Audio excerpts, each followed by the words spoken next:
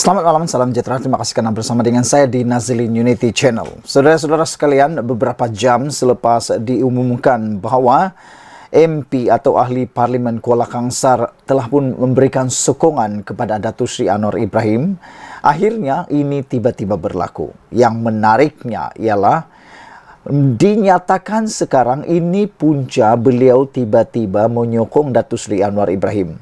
Saya sebenarnya kurang percaya. Saya kurang percaya dengan apa yang didedahkan ini. Namun tak apalah, terpulang kepada anda apa penilaian anda terhadap laporan kali ini. Yang menariknya ialah tak sampai sehari atau 24 jam selepas Ahli Parlimen Kuala Kangsar ini memberikan penyataan bahawa beliau mahu menyokong kerajaan Datuk Seri Anwar Ibrahim tetapi tidak keluar daripada Parti Bersatu dan kekal pada Parti Bersatu. Beliau sebenarnya tidak meninggalkan Bersatu, cuma mungkin melakukan CSA, iaitu perjanjian persefahaman secara peribadi tanpa melalui Perikatan Nasional. Persoalan besar ialah adakah ia diiktiraf. Tapi selain itu, yang mengejutkan kita ialah akhirnya didedahkan kenapa kononnya dia tiba-tiba menyokong Datuk Seri Anwar Ibrahim.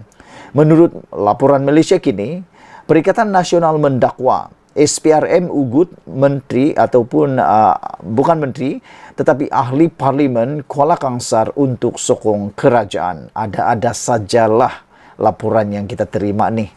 Lepas menyokong saja dijadikan pula lah SPRM dan menjadi menjadi dipersalahkan pula. Tak tahulah sejauh mana itu berlaku. Tapi kita boleh lihat. Perikatan Nasional mendakwa kerajaan pimpinan Perdana Menteri Datuk Seri Anwar Ibrahim berterusan menyalahgunakan kuasa bagi melakukan intimidasi serta ugutan terhadap pemimpin pembangkang.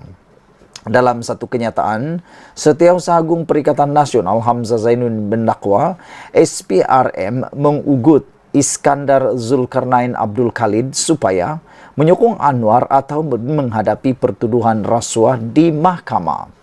Kalau memang tak buat rasuah, kenapa harus takut? Itu persoalan besar. Tapi kenapa pula takut kalau tidak melakukannya? Hadap sajalah kan.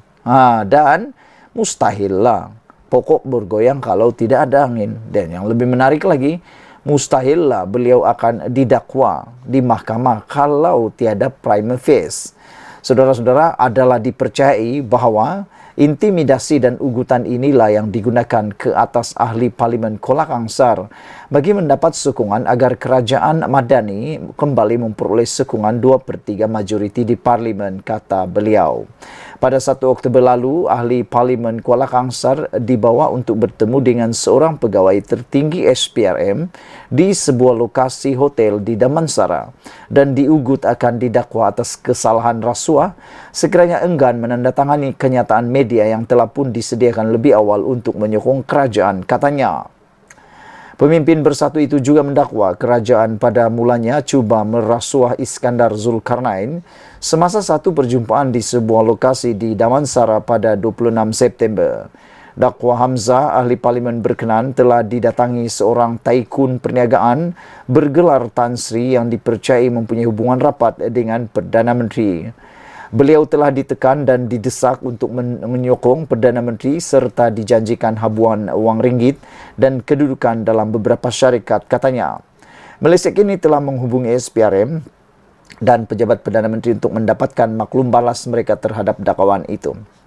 Menurut Hamzah Zainuddin lagi, Iskandar Zulkarnain dilihat dalam keadaan tertekan akibat intimidasi yang dikenakan ketika bertemu Pengerusi Perikatan Nasional Muhyiddin Yassin baru-baru ini.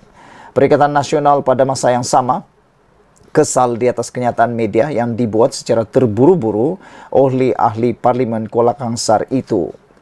Saudara-saudara sekalian, yang menjadi pertanyaan netizen selepas membaca laporan ini ialah mereka kata, kenapa sebelum memberikan kenyataan media, Iskandar ataupun ahli parlimen Kuala Kangsar itu tidak pula mereport, menceritakan perkara ini kepada Muhyiddin Yassin.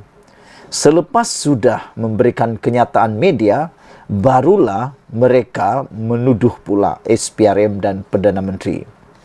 Itulah yang menjadi persoalan ramai netizen. Dan Perikatan Nasional kata, mereka kesal di atas kenyataan media yang dibuat secara terburu-buru oleh ahli Parlimen Kuala Kangsar itu. Kenyataan beliau dengan menggunakan hujah peruntukan pembangunan sebagai alasan amat berbeza dengan penjelasan yang diberikan kepada beberapa pemimpin parti, kata Hamzah Zainuddin. Semalam Iskandar Zulkarnain menyolarkan sokongan kepada Anwar dengan memetik kos sara hidup yang semakin meningkat di kawasannya. Dia dilaporkan berkata keputusannya itu juga bertujuan untuk menilai sama ada Perdana Menteri ikhlas dan mengutarakan janji memberi peruntukan untuk ahli parlimen yang menyokong dasar kerajaan. Tak tahulah siapa yang bercakap benar, siapa yang tak bercakap benar. Tapi saya fikir Anda mempunyai kebijaksanaan Anda sendiri untuk menilai mana yang benar dan mana yang betul.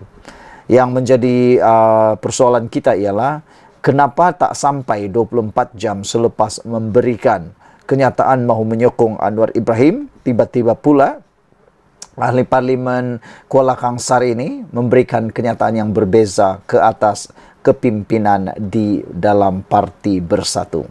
Adakah mungkin beliau akan diambil tindakan kalau tidak melakukannya? Tak tahulah, terpulang pada anda. Sekian dulu untuk kali ini. Jangan lupa tinggalkan komen anda, tekan butang subscribe Malaysia kita punya. Kita juga sama-sama cintai Malaysiaku. Bye-bye. Selamat petang, salam sejahtera. Terima kasih karena bersama dengan saya di Nazilin Unity Channel. Akhirnya Anwar Ibrahim mengalahkan Mahathir dan Muhyiddin. Ini apabila ramai orang menyangka Anwar Ibrahim sudah hilang kekuatan, sudah hilang relevannya, dan macam-macam lah yang mereka tuduh. Mereka kata Anwar Ibrahim tidak layak jadi Perdana Menteri, dan Mahathir Mohamad pernah mengatakan bahawa Anwar Ibrahim tak akan jadi Perdana Menteri. Akhirnya sangkaan itu pertama kecundang, meleset dan ke laut.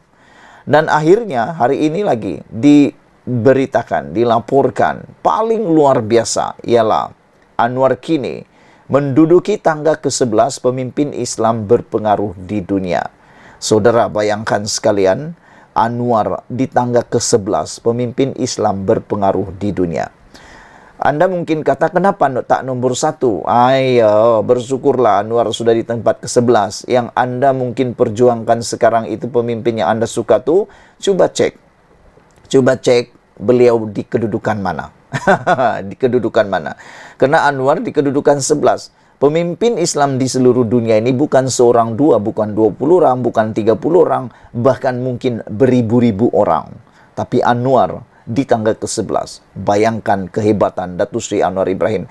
Kalau ini pun masih lagi tidak dikatakan Islamik, ini pun bikin pening kepala. Pemimpin dunia mengiktiraf Anwar Ibrahim, bahkan dunia mengiktiraf Anwar Ibrahim dengan meletakkan beliau di kedudukan yang begini tinggi, yaitu di tangga ke-11. Tapi kalau ada lagi orang yang nak mempertikaikannya, aku pun geleng kepala lah. Tak tahulah apa yang di fikiran mereka. Silap sikit, dah tak waras sekali. Tapi walau bagaimanapun kita nak ucapkan tahniah sabas kepada Datuk Seri Anwar Ibrahim atas pengisytiharan di tangga ke-11 pemimpin Islam berpengaruh dunia ini. Perdana Menteri Datuk Seri Anwar Ibrahim tersenarai antara 50 pemimpin dan ahli politik Islam paling berpengaruh dalam dunia. Beliau menduduki tangga ke-11 dalam edisi terbaru The Muslim 500, The World's 500 Most Influential Muslim 2024. Menerusi kategori penghargaan terhormat, telah meletakkan Anwar di belakang Presiden Indonesia Joko Widodo yang menduduki tempat ke-9 dalam senarai tersebut. Individu dipilih berdasarkan pelbagai bidang termasuk budaya, pemikiran, keuangan dan politik, serta melakukan perubahan yang memberi impak kepada dunia Islam atau penganutnya.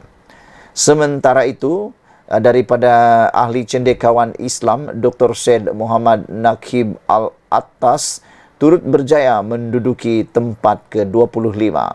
Beliau yang juga ahli falsafah turut disenaraikan antara ilmuwan Islam yang paling berpengaruh di dunia. Pada tahun 2022, Anwar berada di kedudukan ke-22 dalam kategori yang sama. Saudara-saudara sekalian, dipetik daripada sabudin.com. Ini memberikan satu perkara yang amat luar biasa. Anwar Ibrahim daripada tangga ke-22, kini naik ke tangga ke-11. Tidak mustahil setahun lagi atau 2 tahun lagi atau menjelang habis penggal Anwar Ibrahim sebagai Perdana Menteri, tidak mustahil Anwar Ibrahim akan memanjat tangga sehingga ke tangga top 5. Kita tidak meragui perkara tersebut. Dan itulah saya kata awal-awal tadi, kalau dunia dah mengiktiraf Anwar sebagai pemimpin ke-11 yang paling berpengaruh dalam dunia Islam, kenapa Anda masih meraguinya? Mungkin silap-silap Anda hanya terpengaruh oleh kata-kata daripada luar sana. Sekian dulu untuk kali ini. Jangan lupa tinggalkan komen Anda. Sila tekan butang subscribe. Malaysia kita punya, kita juga sama-sama cintai Malaysiaku. Bye-bye.